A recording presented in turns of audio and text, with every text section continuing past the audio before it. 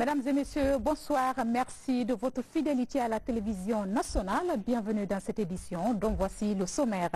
À la une, lancement ce matin de la 3e édition du Forum de l'étudiant guinéen, une plateforme d'échange entre étudiants, encadreurs et chefs d'entreprise. La cérémonie a été présidée par le chef de l'État, professeur Alpha Condé.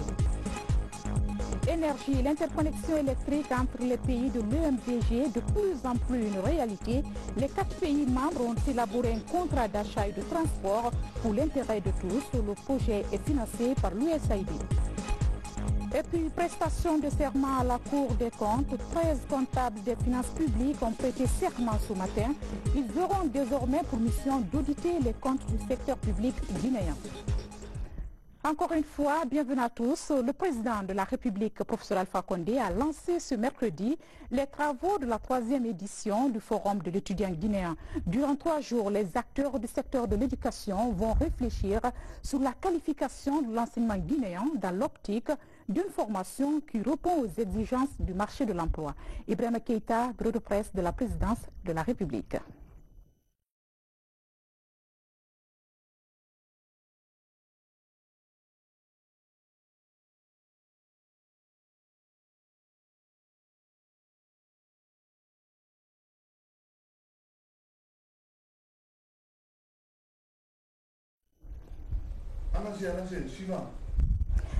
Nous y reviendrons. Je vous le disais donc que le forum de l'étudiant guinéen a été lancé ce matin au Palais du Peuple.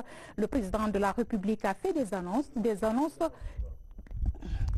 Le président de la République a fait des annonces qui suscitent de l'espoir dans les universités guinéennes, des annonces liées à la construction des infrastructures, à la formation des formateurs. Francis Collier.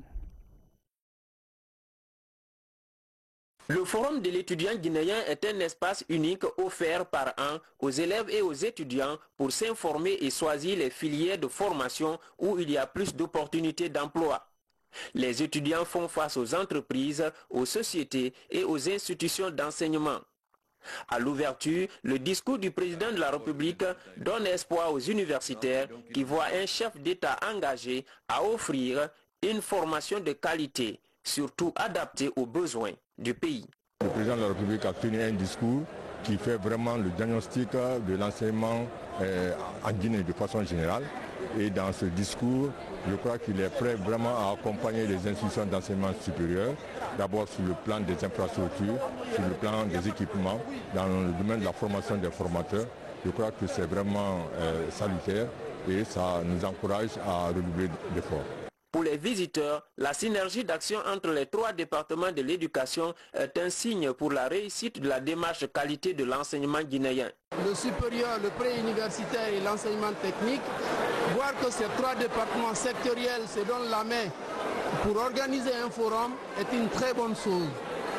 Et maintenant, en termes d'impact, il faudrait que les étudiants qui sont massivement venus et les élèves viennent vers les universités et les écoles qui sont présentes ici. 3 jours durant, les étudiants guinéens auront beaucoup à apprendre à travers les stands, les conférences et ateliers pratiques pour que désormais les orientations soient basées sur des critères de compétences et selon les besoins du marché de l'emploi. Toutes nos excuses pour ce désagrément technique. L'interconnexion électrique entre les États de l'EMVG, bientôt une réalité. Les 4 pays membres de l'organisation se préparent à recevoir l'énergie électrique de Caleta, Swapiti et Sambagalou. En attendant, ils viennent d'élaborer un contrat d'achat et de transport de cette énergie. C'est un projet financé par l'USAID. Nabi Kamara. L'énergie électrique de Caleta, Swapiti et Sambagalou au cœur des préoccupations du gouvernement guinéen et l'Organisation pour la mise en valeur du fleuve Gambie. En attendant la fin des travaux de construction de ces 3 barrages et la mise en œuvre du projet d'interconnexion entre la Gambie, la Guinée-Bissau, la Guinée et le Sénégal, les 2 parties essayent de finaliser le contrat d'achat de cette énergie. L'initiative vise la promotion du partage de l'énergie et l'amélioration de la qualité de l'approvisionnement en électricité de ces 4 pays membres de l'EMVG. On s'est regroupé pour mettre en place un document commun qui va prendre en compte le contexte social, économique et global et financier de l'ensemble des 4 pays pour essayer de mettre en place un contrat qu'on appelle contrat d'achat-vente. L'USAID a financé ce projet au niveau des 4 pays. Aujourd'hui, on est venu pour lancer l'analyse du dossier qui a été préparé par l'OMVG qui a été chargé de mener cette marche. Ce marché régional permettra donc d'augmenter et d'améliorer l'accès dans les différentes régions, puisque les régions déficitaires en énergie électrique pourront acheter de l'énergie au niveau des zones qui ont un surplus de l'énergie productible, et ça permettra de créer un marché de l'énergie électrique au niveau de la sous-région. Les investissements dans l'énergie durable dans la région OMVG est nécessaire. POA Africa est déterminé à travailler dans ce sens avec l'OMVG et le gouvernement guinéen pour catalyser une réflexion nouvelle et innovante sur le commerce transfrontalier durable de l'électricité. Je vous le disais au sommaire, le président de la République, professeur Alpha Condé, a lancé ce mercredi les travaux de la 3e édition du Forum de l'étudiant guinéen. Durant 3 jours, les acteurs du secteur de l'éducation vont réfléchir sur la qualification de l'enseignement guinéen dans l'optique d'une formation qui répond aux exigences du marché de l'emploi. Ibrahim Keïta, bureau de presse de la présidence de la République. Bien préparer mon orientation post-bac pour mieux intégrer le monde du travail. Tel est le thème du 3e forum de l'étudiant guinéen. Une rencontre de 3 jours au cours desquels plus de 30 000 élèves, étudiants et autres chercheurs venus des secteurs publics et privés vont échanger sur plusieurs questions liées à l'enseignement en Guinée. L'objectif est de permettre des échanges entre les différents acteurs du secteur en vue d'avoir des informations sur les conditions d'admission et surtout les programmes, l'orientation des cursus et les diplômes ainsi que les débouchés. Aussi, cette 3e édition est une occasion pour les lycéens et futurs étudiants de bien mûrir leurs projets d'orientation qui doivent être en adéquation avec le marché de l'emploi. Pour le ministre de l'Enseignement supérieur et de la Recherche scientifique, le choix du thème de cette année découle d'un constat. L'idée du forum de l'étudiant guinéen émane d'un constat simple. Nos élèves et étudiants ont très souvent des difficultés à s'orienter dans les institutions d'enseignement supérieur, technique et professionnel une fois le bac obtenu. C'est pourquoi les ministères en charge du système éducatif de notre pays ont conjointement porté cette initiative. Le forum de l'étudiant guinéen est donc un espace unique, une plateforme destinée à fournir aux futurs bacheliers et étudiants guinéens plus d'informations sur les programmes de formation, les conditions d'orientation, les cursus, les filières porteuses, les diplômes et les débouchés en termes d'emploi et d'auto-emploi. Au nom des élèves et étudiants guinéens, Djalikatou Diallo a mis l'accent sur les actes posés par le président de la République, le professeur Alpha Condé, en faveur de l'éducation guinéenne. Nous sommes très fiers de cette initiative des ministères en charge du système éducatif de notre pays.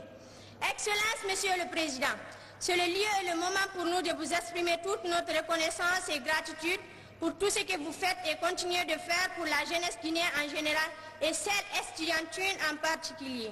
Grâce à votre capacité managériale et votre totale détermination à faire des écoles guinéennes une référence, vous avez doté de plusieurs établissements d'enseignement, des centres informatiques afin de faciliter l'apprentissage de l'outil informatique indispensable à notre époque. De nos jours, nous apprenants bénéficions d'un enseignement de plus en plus qualifié. Grâce à l'implication de nos valeureux enseignants-chercheurs, nous restons convaincus qu'avec votre projet de construction et d'extension des institutions d'enseignement supérieur, la Guinée sera ici au rang des pays émergents en matière de formation et de recherche. Le Forum de l'étudiant guinéen, qui est un espace d'échange entre étudiants, élèves, professionnels et patrons d'entreprise, en est une autre preuve éloquente. En outre, dans votre souci constant de qualifier les enseignements, vous avez fait de la formation des formateurs l'une des préoccupations majeures de votre gouvernance. Le président de la République, le professeur Alpha Condé, a fait un rappel historique avant d'insister sur une formation de qualité et qui cadre avec les besoins du marché de l'emploi. C'est très bien ce que vous faites de les informer sur les différentes possibilités. Cette action pédagogique est extrêmement importante. Mais ensuite, il y a une deuxième action pédagogique, c'est de rencontrer chaque étudiant, de l'expliquer en fonction de leur capacité dans telle ou telle matière, quel est leur intérêt. C'est-à-dire, s'ils sont très forts en physique ou autre, on dit vous pouvez aller dans tel secteur. Ça, c'est la deuxième phase. Mais il y a une troisième phase qui est la responsabilité de l'État. Lorsque l'action pédagogique ne réussit pas, l'État doit prendre la responsabilité d'une orientation autoritaire. C'est-à-dire orienter de façon autoritaire les étudiants dans tel secteur parce que c'est ça qui correspond à leur profil. Ça, il faut que le gouvernement ait le courage de cela. Ça ne fera pas tous les étudiants, mais c'est notre devoir de le faire. Donc, on a besoin d'avoir le conseil d'administration des écoles des mines, des opérateurs miniers. Nous avons besoin d'avoir dans le conseil d'administration des écoles d'agriculture des opérateurs dans le secteur agricole. Parce que c'est eux qui non seulement apportent un plus, mais permettent de mieux orienter les étudiants en montrant quelles sont les disponibilités à la sortie de l'école. Les étudiants doivent être informés sur les possibilités de travail après leur cursus universitaire en fonction de notre économie. Il est extrêmement important que nous développions l'enseignement professionnel. Parce que l'économie n'a pas seulement besoin des ingénieurs, il a besoin des conducteurs, il a besoin des gens qualifiés dans tous les secteurs. Et ensuite, à côté des métiers traditionnels, nous avons aujourd'hui ce que vous appelez les métiers, les nouveaux métiers. C'est l'avantage des ERAM. Donc nous devons qualifier l'enseignement professionnel pour ne laisser aucun enfant de la Guinée au bord de la route. Parce que tout le monde ne peut pas aller à l'université. Donc ceux qui arrivent à un moment donné, au lieu qu'ils arrêtent les cours parce qu'ils ne peuvent pas continuer à l'université, il faut qu'il y ait des écoles professionnelles, des centres d'apprentissage qui leur permettent de rattraper afin d'être non seulement utiles à eux, à leur famille, mais aussi à la nation. En dehors des panels et autres ateliers habituels, cette troisième édition du Forum de l'étudiant guinéen a inclus pour la première fois le masterclass. Là, ils étaient près de 200 étudiants venus de tout le pays à avoir un entretien avec le chef de l'État. Et le président de la République s'est prêté aux questions de ses élèves et étudiants. J'aimerais savoir, est-ce que c'est possible d'avoir des établissements au sein de nos différentes universités pour ceux qui voudront plus tard faire de l'agroalimentaire? Quand on dit agrobusiness, ça veut dire que nous voulons que nos produits agricoles soient transformés industriellement et qu'on ne vende plus de produits bruts. On ne vend pas la tomate brute, on la transforme en concentré de tomate. On ne vend pas les mangues brutes, on les transforme en tranches de mangue, en boîte et en jus, etc. Alors, quelle est la notion de l'agrobusiness? Ça veut dire, là-bas, nous accompagnons actuellement à faire la plateforme, c'est-à-dire les aménagements qu'il faut pour pouvoir cultiver. Mais la condition, c'est qu'on ait des gens capables de faire 1000, 2000, 3000, 5000 hectares, pas à 100 hectares. Et ensuite, qu'ils transforment industriellement. Ça veut dire que si, par exemple, je prends ce qu'on est en train de faire dans la région de Bouquet et de Orguiné, par exemple, on voit des gens qui vont faire d'anacarde, ils vont faire 1000, 2000, 3000 hectares, en même temps transformer l'anacarde en produit fini. Ceux qui vont faire les mangues, c'est la même chose. Donc, ils font de l'agriculture, ils transforment industriellement et ils commercialisent. Juste après, le président de la République, le professeur Alpha Condé, a visité les stands d'exposition de quelques universités guinéennes et étrangères. Partout où il est passé, le chef de l'État a eu une oreille attentive pour chaque exposant. Le professeur Alpha Condé s'est réjoui du progrès enregistré par ces jeunes Guinéens en matière de création et d'innovation. Mesdames et messieurs, vous suivrez l'intégralité de cet élément en fin de journal.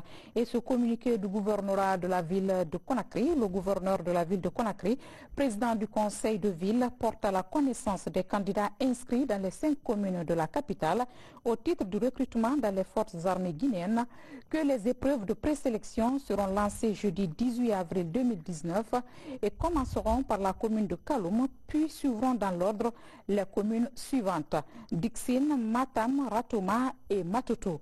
Les candidats seront repartis par série et par jour suivant les planifications établies par les mairies. Le lieu de rencontre pour chaque groupe planifié est fixé à Gomboya, Carrefour Sodefa. La mise en place doit être terminée à 5 heures. tout retard est considéré comme une démission. Le gouverneur de la ville de Conakry invite les services de sécurité et de santé ainsi que la protection civile et la Croix-Rouge de prendre les dispositions nécessaires pour accompagner les mairies pour le bon déroulement de cette opération. Conakry, 16 avril 2019, général de brigade Mathurin Bangora. Sécurité, zéro accident de travail dans les entreprises, c'est l'ambition des gouvernements africains. Pour atteindre cet objectif, le mois d'avril est consacré à la prévention des maladies et risques professionnels. Pour marquer l'événement en Guinée, la Caisse nationale de la sécurité sociale a enclenché une campagne de sensibilisation sur les mesures préventives. Maurice Dibé, compte rendu. Selon le Bureau international du travail, 2 personnes meurent chaque minute dues aux accidents de travail, soit 3000 personnes par jour à travers le monde. Face à cette problématique, les différents gouvernements du continent ambitionnent l'atteinte de la vision zéro accident de travail en Afrique. Avant la fin de ce mois dédié à la promotion du droit de la santé, hygiène et sécurité au travail, les agents de la Caisse nationale de sécurité sociale mènent une campagne de sensibilisation sur la prévention des maladies et risques professionnels dans les entreprises partenaires de la CNSS. Ce que les entreprises doivent faire, c'est le respect des règles élémentaires d'hygiène, de sécurité et de santé. Et ces règles sont consignées dans les dispositions du Code du travail en ses articles 231 et 232 et des articles suivants. Dans les unités industrielles de la capitale, les agents de la Caisse échangent avec les employés et leurs patrons sur la nécessité de faire des lieux de travail des endroits de promotion du bien-être du travailleur. La mise en place du comité de santé et de sécurité au travail est préconisée afin d'éveiller, développer et rendre sûrs et salubres les lieux de travail. Les laisser travailler comme ça, c'est une bonne chose, mais venir de temps en temps superviser, voir comment ils font ce travail sur le terrain, comment vous appliquez ces notions sur le terrain. C'est encourageant et c'est une bonne démarche. Nous inscrivons dans une démarche assurantielle en vue d'être certifié ISO 9001. Et quand vous connaissez la démarche assurance qualité ISO, une des composantes principales, c'est la sécurité et l'environnement. Donc, si la Caisse aujourd'hui fait le déplacement pour venir s'assurer que, effectivement, et nous confirmer que nous sommes dans la bonne direction, ça ne peut que nous reconforter dans notre position. Des dépliants contenant des notions relatives au rôle et mission de la CNSS, tout comme aux droits et devoirs des assurés sociaux, sont distribués à ses employés afin qu'ils les maîtrisent. Et cette interrogation, faut-il décréter une journée nationale des droits des patients? La question interpelle les défenseurs des droits humains. Des ONG se mobilisent et font du plaidoyer à tous les niveaux pour l'instauration d'une journée nationale des droits des patients. Explication, Hadia Toubari, Mohamed Mpati Kamara. Instituer une journée de droits des patients en Guinée, ces acteurs plaident pour la faisabilité. L'initiative fait suite aux nombreux constats liés à la violation de certains droits des patients au sein des centres hospitaliers du pays. Le mauvais accueil, le non-respect des ordres de visite, la relation médecin-patient et surtout la divulgation du secret médical sont entre autres actes du corps médical dénoncés par des associations de promotion des droits des patients. L'idée, c'est de mettre en place une journée nationale sur le droit des patients. Parce qu'il y a des patients qui ne connaissent pas leurs droits. Mais s'il y a ce cadre de concertation où les patients vont prendre part avec les décideurs politiques, les prestataires, ça va amener aux patients à connaître leurs droits et ils seront rétablis dans ce droit. Dans la promotion des droits des patients et usagers des services de santé, la qualité de la prise en charge est une exigence. Dans cet élan, le patient est placé au centre de son traitement médical. Ce, pour favoriser son adhésion à l'ensemble des décisions thérapeutiques prises par son médecin. En termes de respect du droit des patients, c'est aussi la prise en charge globale des victimes de violences basées sur le genre. Cette catégorie de patients dispose du droit de suivi psychologique. C'est aussi le cas pour les patients exposés à des pathologies chroniques. C'est très important que cette dimension psychologique soit associée. Le patient y est droit, que personne ne l'arrête dans ce sens-là, parce que sinon on voit qu'il y a des manquements, des défaillances qui pourraient aboutir à des conséquences très graves. Qu'on appui à une meilleure intégration des accompagnateurs psychosociaux dans les dispositifs de prise en charge, qu'ils se sentent véritablement comme acteurs de la prise en charge, pas comme des acteurs étrangers. S'ils sont intégrés, ça veut dire qu'ils seront mieux outillés pour faire le plaidoyer afin de résoudre les petits problèmes que les patients rencontrent au sein des structures sanitaires. En Afrique, la culture de la promotion du droit des patients est très peu développée. À travers cette initiative, la Guinée veut améliorer la relation médecin-patient et humaniser les soins. Une note de plaidoyer va être élaborée et soumise à toutes les parties prenantes dans le système de santé pour faire de la journée des patients une réalité en Guinée.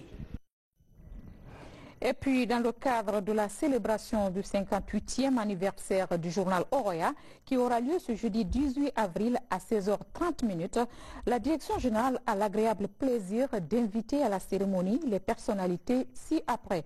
Les anciens directeurs généraux du journal Oroya, les directeurs nationaux et généraux des médias du service public, les administrateurs ou directeurs des radios et télévisions privées, les administrateurs ou directeurs des médias en ligne, le commissaire général Conakry, capitale mondiale du livre, le directeur des archives nationales, le directeur de la bibliothèque nationale, le président de l'association des écrivains guinéens. Signé le directeur général Mamadi Ouasko Keïta.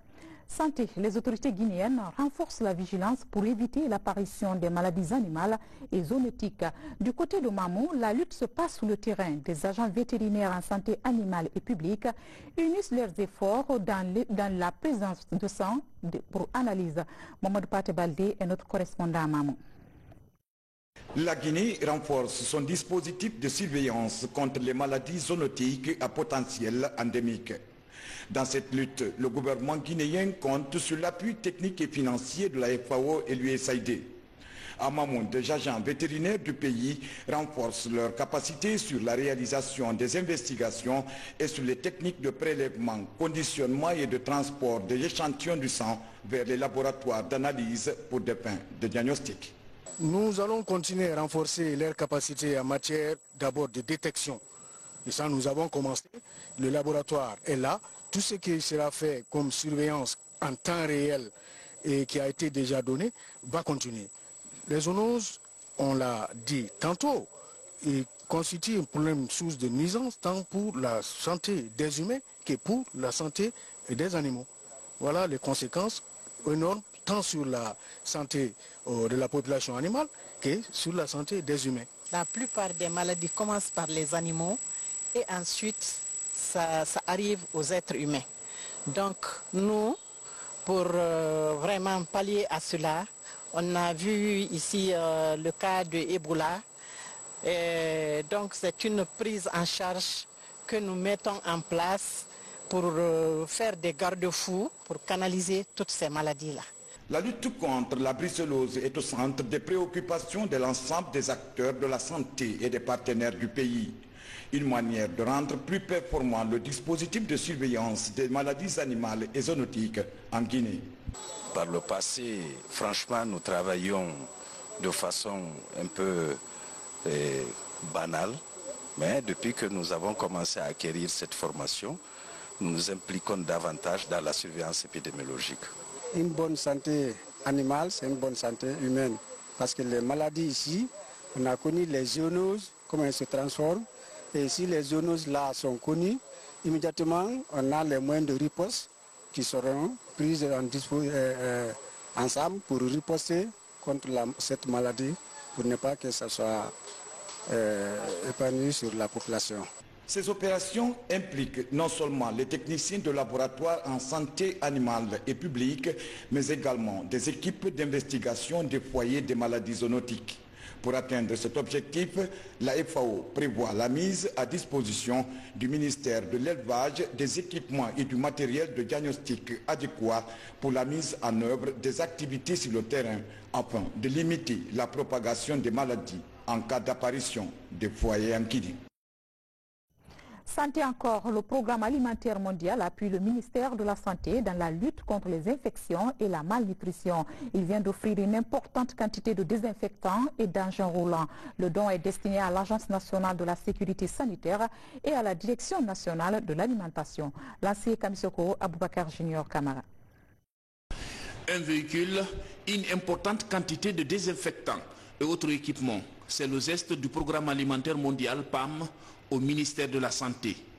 Il s'inscrit dans le cadre du renforcement des services de lutte contre la malnutrition et les infections à travers le pays. Nous avons des programmes de lutte contre la malnutrition à travers le pays, donc la prévention, mais le traitement aussi de la malnutrition. Et donc il est important qu'on aille vers ces femmes, vers ces enfants qui sont malnutris dans toutes les contrées de la République de Guinée. Être plus près des populations à la base, c'est la piste privilégiée par la Direction nationale de l'alimentation dans sa lutte contre la malnutrition. C'est pourquoi elle opte pour une synergie d'action avec l'Agence nationale de la sécurité sanitaire. C'est une satisfaction parce que ça nous permet d'aller sur le terrain et de voir les réalisations, de mesurer l'impact de ce qui se fait sur le terrain. Et s'il y a des problèmes, ça nous permet de résoudre ces problèmes. Dans les jours à venir, on va faire une distribution au niveau des structures sanitaires et continuer à renforcer les capacités des structures sanitaires pour que la prévention, tout ce qui est prévention de l'infection et de l'hygiène, soit amélioré. Le Programme alimentaire mondial lutte contre la malnutrition dans le monde. Il souhaite ainsi s'appuyer sur les services nationaux pour l'aider dans la lutte pour le bien-être social. Et cet autre communiqué du gouvernorat de la ville de Conakry, le gouverneur de la ville de Conakry, président du conseil de ville, constate avec regret que malgré les efforts conjugués du gouvernement, des partenaires et du gouvernorat de la ville de Conakry, certaines places publiques et trottoirs sont à ce jour investis par des citoyennes et citoyens qui consacrent leur vie à la mendicité sous le prétexte d'un handicap physique ou d'une indigence apparente. Pire, ces sites anarchiquement occupés sont devenus aujourd'hui insalubres et constituent des lieux de commission d'infractions graves telles les atteintes à la pudeur, la prostitution, la vente et la consommation de la drogue. Il s'agit notamment des alentours de la grande mosquée Faisal, de la sûreté urbaine de Conakry, de la mosquée sénégalaise, de la mairie de Ratoma, du marché Tanene, du rond-point de Matoto, du rond-point Amdalaï et tous les autres sites occupés, y compris le terre-plein de l'autoroute Fidel Castro.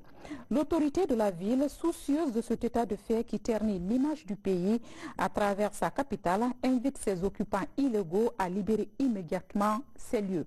Un délai de 48 heures leur est accordé pour l'effectivité de cette libération. Passé ce délai devant expirer vendredi 19 avril 2019 à 18 heures, l'autorité de la ville se donne le droit d'utiliser les moyens légaux nécessaires pour faire libérer tous les lieux investis. Signé général de brigade Mathurin Bangoura. Dans l'actualité encore, prestation de serment des cadres financiers à la Cour des comptes. Il s'agit des comptables du système financier guinéen. Au nombre de 13, ces gestionnaires ont pour mission désormais d'auditer les comptes du secteur public. Compte rendu Babou Bakar.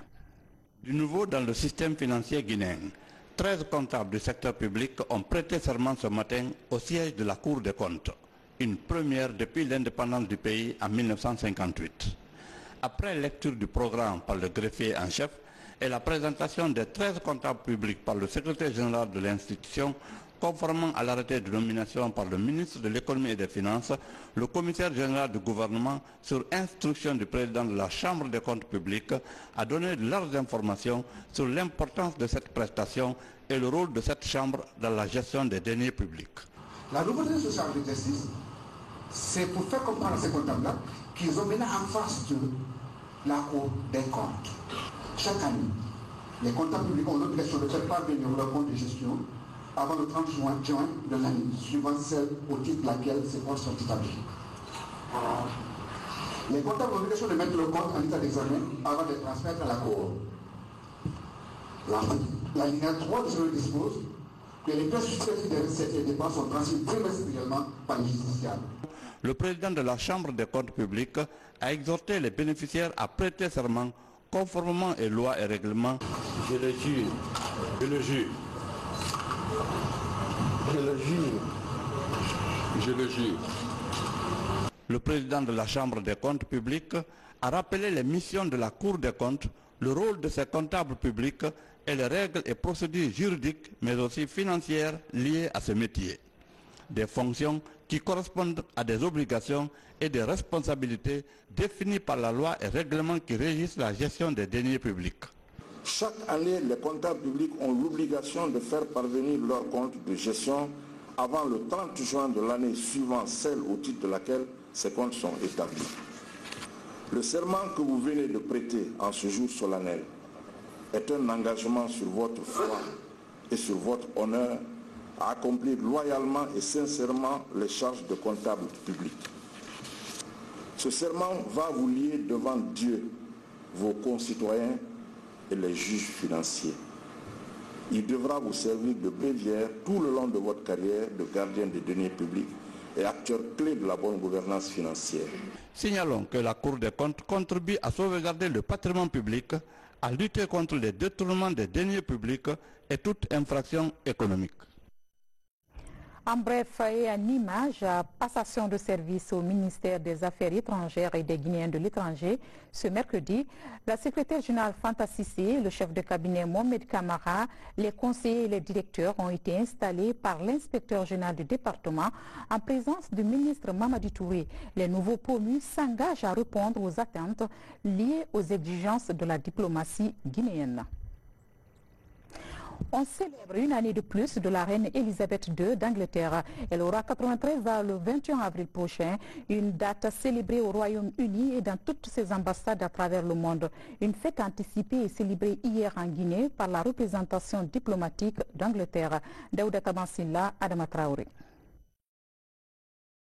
Le 21 avril prochain, la reine d'Angleterre, Elisabeth II, aura 93 ans. Cette monarque constitutionnelle du Royaume-Uni, de la Grande-Bretagne et d'Irlande du Nord, ainsi que de 15 autres États souverains, est célébrée cette année par anticipation dans son pays à travers ses différentes ambassades. À Conakry, membres du gouvernement, leaders d'opposition, diplomates, société civile, médias, se sont donné rendez-vous pour commémorer celle qui incarne la grandeur et le respect du Royaume-Uni. Nous sommes fiers de notre démocratie et de nos valeurs, et ce particulièrement en cette période d'incertitude, mais aussi d'opportunité, où nous sommes confrontés au défi sans précédent de la mise en œuvre du référendum de 2016 sur la sortie de l'Union européenne. C'est une nouvelle ère peut-être qui se profile pour nous, une ère pour laquelle nous voulons et nous aurons besoin de nouveaux partenariats. C'est une opportunité pour la Guinée et pour le Royaume-Uni. Les relations diplomatiques entre la République de Guinée et la Grande-Bretagne se sont intensifiées ces dernières années. La contribution du gouvernement britannique destinée à lutter contre la corruption en Guinée, la co-organisation du forum minier à Cape Town en Afrique du Sud relative au développement des ressources minières sont entre autres résultats de cette relation bilatérale. Madame l'ambassadeur, au nom du président de la République et de son gouvernement, vous exprimez toute notre gratitude et notre reconnaissance et vous réitérez la ferme volonté du gouvernement guinéen de contribuer davantage au raffermissement des relations entre nos deux pays. Après 4 années passées à la tête de cette représentation diplomatique, Catherine Inglehirn quitte Conakry en juin prochain. Durant son séjour, elle a été très marquée par la faune et la flore de la Guinée, qu'elle a toujours visitée, satisfaite des relations humaines, de l'hospitalité dont elle a bénéficié à travers ses collaborateurs. Des souvenirs seront elles qui vont beaucoup lui manquer. La rencontre a pris fin par un cocktail offert par l'ambassade sous les notes musicales d'Africa Groove du saxophoniste moderne, Maître Barry. Joyeux anniversaire à la reine Elisabeth II. Mesdames et messieurs, c'est sur cette note festive que nous fermons ce journal. Grand merci à vous pour votre fidélité à la télévision nationale. L'information continue sur notre site web www.rtgcoloma.info. À demain.